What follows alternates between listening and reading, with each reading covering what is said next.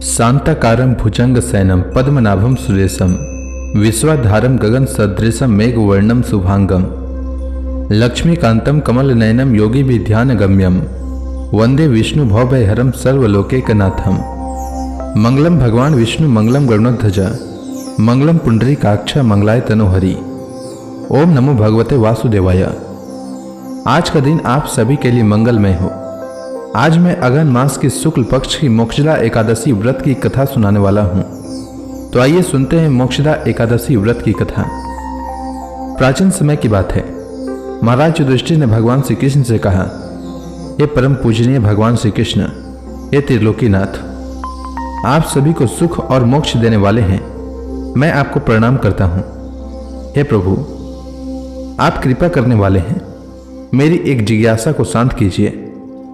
श्री कृष्ण भगवान ने कहा, हे युधिष्ठिर, जो कुछ भी जानना चाहते हो निर्भय होकर कहो, मैं अवश्य ही तुम्हारी जिज्ञासा को शांत करूंगा। युधिष्ठिर ने कहा, हे प्रभु, यह तो आपने मार्गशीर्ष मास के कृष्ण पक्ष की एकादशी के विषय में बताया है, उससे मुझे बड़ी शांति प्राप्त हुई। अब कृपा करके मार्गशीर्ष मास के शुक्ल पक्ष की जो एकादशी पड़ती है उसके विषय में भी बताने की कृपा करें। उसका नाम क्या है, उस दिन कौन से देवता की पूजा की जाती है और उनकी पूजा विधि क्या है, उसका व्रत करने से मनुष्य को क्या फल मिलता है। प्रभु, मेरे इन प्रश्नों का विस्तार सहित उत्तर देकर मेरी जिज्ञासा को दूर कीजिए, आपकी बड़ी कृपा होगी। भगवान ने युधिष्ठिर की जिज्ञासा को शांत करने के लिए उनसे कहा, हे युधिष्ठिर, तुमने बहुत ही श्रेष्ठ प्रश्न किया है, इसलिए तुम्हारा यश संसार में फैलेगा। मार्गशीर्ष माह के शुक्ल पक्ष की एकादशी अनेक पापों को नष्ट करने वाली है। संसार में इसे मोक्षदा एकादशी के नाम से जाना जाता है। इस एकादशी के दिन श्री विष्णु भगवान की पूजा की जाती है। उन्हें धूप दीप नैवेद्य आदि से भक्ति पूर्वक पूजा करना चाहिए। हे कुंती पुत्र, इस एकादशी व्रत के पुण्य के प्रभाव से नरक में गए हुए माता पिता पितर आदि को स्वर्ग की प्राप्ति हो जाती है। इसकी कथा एक पुराण में इस प्रकार कही गई है, इसे ध्यानपूर्वक श्रवण करो। प्राचीन काल में वैखानस नाम का एक राजा राज्य करता था। उसके राज्य में चारों वेदों के ज्ञाता ब्राह्मण रहते थे। राजा अपनी प्रजा का पुत्रवत पालन किया करता था। एक रात्रि को स्वप्न में राजा ने अपने पिता को नरक की यातनाएं भोगते देखा। इस प्रकार का स्वप्न देखकर राजा बड़ा ही व्याकुल हो गया। वह बेचैनी से सुबह होने की प्रतीक्षा करने लगा। सुबह होते ही उसने ब्राह्मणों को बुलाकर उनके समक्ष अपने स्वप्न की बात बताई। हे ब्राह्मणों, रात्रि को स्वप्न में मैंने अपने पिता को नरक की यातनाएं भोगते देखा। उन्होंने मुझसे कहा है कि हे पुत्र, मैं घोर नरक भोग रहा हूं, मेरी यहां से मुक्ति कराओ। जब से मैंने उनके यह वचन सुने हैं तब से मुझे चैन नहीं है। मुझे अब राज्य सुख, ऐश्वर्य, हाथी घोड़े, धन, स्त्री, पुत्र आदि कुछ भी सुखदायक प्रतीत नहीं हो रहे हैं। अब मैं क्या करूं, कहां जाऊं? इस दुख के कारण मेरा शरीर तप रहा है। आप लोग मुझे किसी प्रकार का तप दान व्रत आदि बताएं जिससे मेरे पिता को मुक्ति प्राप्त हो। यदि मैंने अपने पिता को नरक की यातनाओं से मुक्त कराने के प्रयास नहीं किए तो मेरा जीवन निरर्थक है। जिसके पिता नरक की यातनाएं भोग रहे हों उस व्यक्ति को इस धरती पर सुख भोगने का कोई अधिकार नहीं है। हे ब्राह्मण देव, मुझे शीघ्र ही इसका कोई उपाय बताने की कृपा करें। राजा के आंतरिक दुख की पीड़ा को सुनकर ब्राह्मणों ने आपस में विचार विमर्श किया। फिर एक मत होकर बोले, राजन, वर्तमान भूत और भविष्य के ज्ञाता पर्वत नाम के एक मुनि हैं। वे यहां से अधिक दूर नहीं हैं।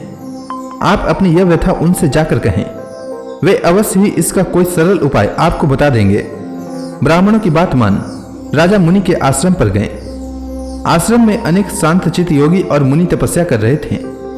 चारों वेदों के ज्ञाता पर्वत मुनि दूसरे ब्रह्मा के समान बैठे जान पड़ रहे थे। राजा ने उन्हें दंडवत प्रणाम किया तथा अपना परिचय दिया। पर्वत मुनि ने राजा से कुशल क्षेम पूछी।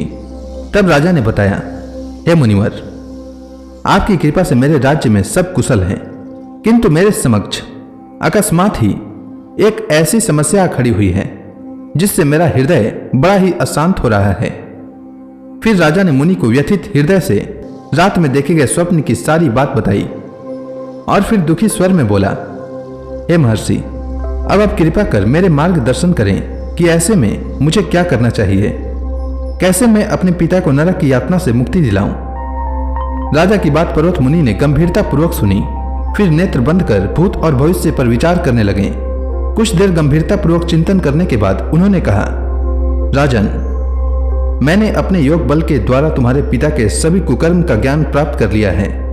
उन्होंने पूर्व जन्म में अपनी पत्नियों से भेदभाव किया था, उसी पाप कर्म के फल से तुम्हारा पिता नरक में गया है। यह जानकर वैखानस ने याचना भरे स्वर में कहा, हे ऋषिवर, मेरे पिता के उद्धार का आप कोई उपाय बताने की कृपा करें, किस प्रकार वे इस पाप से मुक्त होंगे।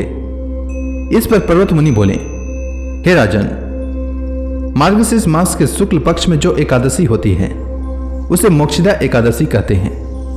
यह मोक्ष प्रदान करने वाली है।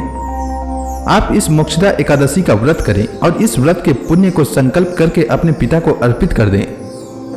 एकादशी के पुण्य के प्रभाव से अवश्य ही आपके पिता की मुक्ति होगी। पर्वत मुनि के वचनों को सुनकर राजा अपने राज्य को लौट आया और परिवार सहित मोक्षदा एकादशी का विधि पूर्वक व्रत किया। इस व्रत के पुण्य को राजा ने अपने पिता को अर्पित कर दिया। इस पुण्य के प्रभाव से राजा के पिता को सहज ही मुक्ति मिल गई। स्वर्ग को प्रस्थान करते हुए राजा के पिता ने कहा, हे पुत्र, तुम्हारा कल्याण हो।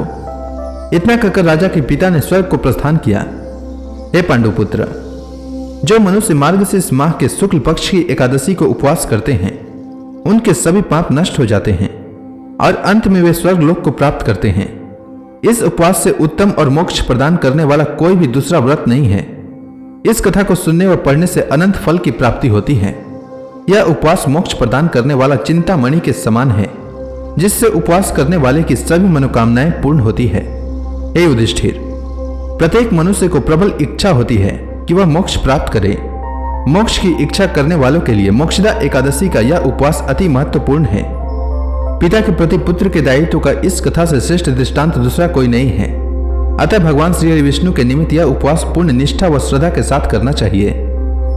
यह पिता के प्रति भक्ति और दूसरों के लिए पुण्य अर्पित करने के लिए श्रेष्ठ और पवित्र कथा है।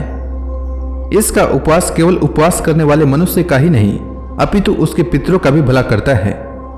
अपने किसी सगे सहोदर मित्र बंधु को भी इस उपवास का फल अर्पण करने से उसके भी पापों व कलेशों का नाश हो जाता है। तो यह थी मोक्षदा एकादशी की प्राचीन कथा। उम्मीद है आपको यह कथा अच्छी लगी होगी। तो प्रेम से बोलिए भगवान विष्णु की जय, श्री कृष्ण भगवान की जय, समस्त देवी देवताओं की जय।